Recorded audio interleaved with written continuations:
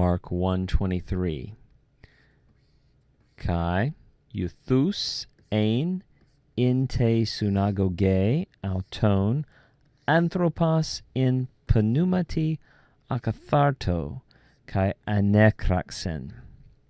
Translation, and immediately, or maybe better, just and so, or and then, a man, anthropos, in pneumati akatharto, with an unclean spirit.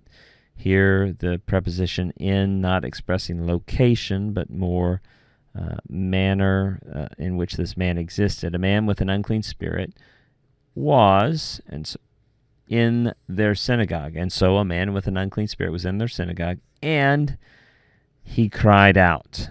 Anekraxen. So we have to continue with the next verse to find out what he's going to say. Just note a few things. We saw ein just in the previous verse. That's just the imperfect form of eimi, right? Third singular, the imperfect form of eimi. Ein was. Normally, when we see a prepositional phrase like in pneumati akatharto modifying a noun, because that's really what it's doing, isn't it?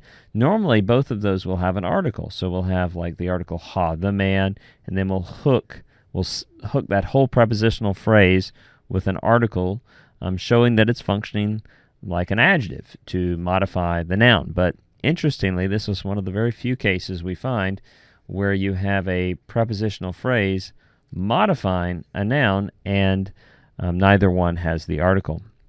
Let's look at this final verb, anekraxen, and that's from the verb anakradzo. And when you see anakradzo, you see there's the compound, the preposition of the compound verb there. So we're not surprised to find our augment right here. In fact, it's knocked out that last alpha. The augment's there, and we no longer see our zeta, but instead we see a x. When you see a x at the end of the word, you know a sigma has been added in to combine with a letter in the root to make that. So this, you have an augment, you have a sigma that's added in. This is an aorist. It's an aorist active indicative. And that ending is a third singular. Remember, the aorist is the default tense for historical narrative, so we're not surprised to find it here. And he cried out.